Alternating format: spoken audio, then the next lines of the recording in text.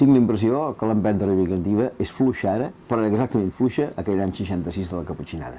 Si en aquell moment a la facultat, doncs jo què sé, es movia el 10% de la gent, ara es mou el 10% de la gent. I que consti que en aquell moment era més motivat moure's, perquè el franquisme ens oferia facilitats de protesta de seguida i si en aquell temps es movia poca gent, ara es segueix movent poca gent. Per tant, jo diria que, en tot cas, no és que sigui diferent, és que és poc engrescada aleshores i poc engrescada ara, però no diferent.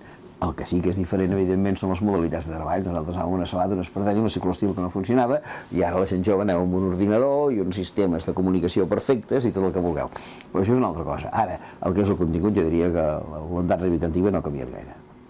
Doncs sobretot per aconseguir la justícia, per aconseguir que el gènere humà pugui viure amb dignitat i ho pugui viure quan tenim recursos, que potser aquells anys no els teníem tants, perquè tothom pugui viure bé. A hores d'ara es podria, per part de tota la humanitat, menjar còmodament, curar moltes malalties, tenir accés a l'aigua potable, tenir un accés a la cultura, perquè tenim mitjans materials i tenim mitjans tècnics perquè això sigui així. I en canvi l'egoisme d'uns pocs fa que uns pocs acumulem, i compto entre ells, perquè som els que habitem en aquests països del nord, doncs una part important de les riqueses del planeta, i que per altra banda no siguem capaços de cedir una mica aquesta riquesa cap als altres que ho necessiten. Penso que aquest ha de ser el primer objectiu.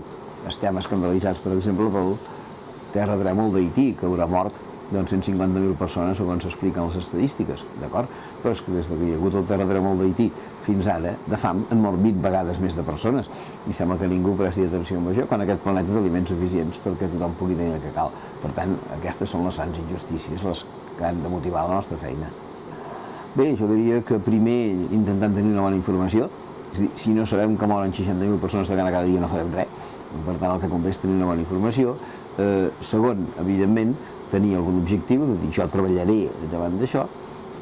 Tercer, tenir capacitat organitzativa, posar-te amb gent que estigui disposada i amb ganes de treballar per aquest objectiu, i quart, posar-te a treballar.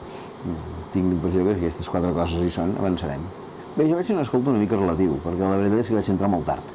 Havia estat amb altres coses i la meva entrada a l'escoltisme només va ser en la tercera fase, és a dir, quan ja tenies l'adolescència pràcticament acabada, als 16 o 17 anys va coincidir amb el que en aquell temps es deia el preuniversitari i que ara es diria el segon de batxillerat, per entendre, per tant, tota aquella fase primera dels llobatons, de tot això, no la vaig viure, però tenia uns bons companys de classe que n'eren, al final doncs em van convèncer perquè hi entrés a formar part i evidentment em va aportar moltíssimes coses i segurament el més gran tresor de tot són els amics. Pensa que amb aquests amics, molts dels quals per l'altra banda també eren amics de l'escola, amb els que ens trobàvem en aquell moment, encara ara, 50 anys després, celebrem el Cap d'Any junts, celebrem la Revetlla de Sant Joan junts, celebrem la Castanyada junts, ens n'anem sovint, de tant en tant d'excursió, i jo penso que el magnífic grup d'amics que es va generar en aquell moment és un tresor que val per tota la vida.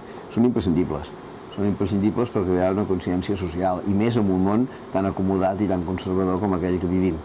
Jo tinc la impressió que ens hem de donar compte d'aquesta realitat, aprendre les capacitats que els esplais i que els agrupaments donen d'organització, també aquesta mica d'esforç personal que representa que els caps de setmana, en lloc de quedar-te còmodament assegut a casa, te'n vas, surts, convius amb l'altra gent, i penso que és una escola de compromís perfecta, que s'ha de mantenir i de la qual en surten no únicament bones amistats, sinó també capacitats, per part d'alguns, de seguir treballant en aquests temes, i per part d'altres és una formació que els hi queda per dintre. Tinc la impressió que això és absolutament imprescindible en els agrupaments, en les associacions de lleure.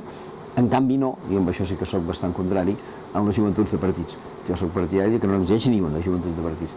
El que forma part de la joventut de partits ja entra dins d'una roda política més aviat maligna, no perquè la política sigui maligna, sinó perquè la política fa el servei dels altres i no el servei del partit. I aleshores, en general, el que hi ha entrat a formar part de les joventuts d'un partit, moltes vegades ja s'hi queda, el més important és que el partit vagi endavant, i un partit vol dir una part, i una part no vol dir el tot. Llavors, si tu ja de petit entres a formar part d'una part, ja no veus el tot i malament. Bé, probablement no sigui l'única via, però de les que hi ha avui a casa nostra jo penso que és el millor que hi ha, perquè les alternatives, doncs la pràctica de l'esport, potser sí, hi ha molta gent que també ha fet molt bons companys i molt bona feina en la pràctica de l'esport, el que passa que és una cosa que l'objectiu caduca, en el moment en què et fas una mica gran ja abandones l'esport. En canvi jo penso que l'altre, i he estat veient per experiència que companys de l'agrupament han tingut presència pública en molts altres llocs, t'agafa un compromís social. Evident, el que pitjor que pots fer és quedar-te a casa apoltronat només disfrutant d'aquesta quantitat de tonteries i imbecilitats que la televisió et dona constantment. Això és el pitjor. Per tant, més val que te'n vagis a fer esport, que et facis un centre excursionista o qualsevol cosa, però sobretot que t'impliquis en agrupaments o esplais perquè tenen aquesta dimensió social, que és molt important. Aquesta és una pregunta impossible de respondre. Que tot és absolutament relatiu. Les estadístiques et poden justificar que estem millor i les mateixes estadístiques poden justificar que estem pitjor. Llavors diu, escolti, abans, doncs jo què sé, moria de fam el 80% de la població i ara només mor de fam el 20% de la població. Sí, però el 20% de la població d'ara són més persones que el 80% d'abans, amb la qual cosa si em passi gana n'hi ha més ara que abans. Llavors tot depèn de si mires estadístiques absolutes o si mires estadístiques relatives, saps? És una mica això. Jo diria que amb algunes coses anem progressant i altres probablement anem empitjorant. Hi ha elements d'aquest nivell de vida sofisticat que tenim als països del nord, aquest esperit conservador del que t'acabo de parlar, aquesta voluntat d'abús de béns materials, aquesta preocupació només per temes intrascendents, doncs tinc la impressió que és una cosa que no hem d'atendre. I tant, mentre la gent es mori de gana, mentre la gent pateixi sida, mentre la gent no tingui sostre, mentre no rebem els immigrants, mentre les guerres siguin les que siguin, mentre abusem del medi ambient, mentre totes aquestes coses passin, caldrà lluitar. I per tant vol dir que ens falta lluitar molt encara. L'educació és bàsica, però no és l'únic element. L'educació és bàsica i avui en dia penso que Catalunya és un país privilegiat en aquest sentit, tant pel que fa a l'educació formal a les escoles com pel que fa a l'educació informal en els lleures dels que estem parlant. Tinc la impressió que aquí visites les escoles i em toca des d'aquí participar o anar-hi bastant sovint i veus que tenen una voluntat de creació d'esperit solidari, d'esperit de pau, d'esperit de cura del medi ambient, tot el que tu vulguis, i penso que ho fan i ho fan bastant bé.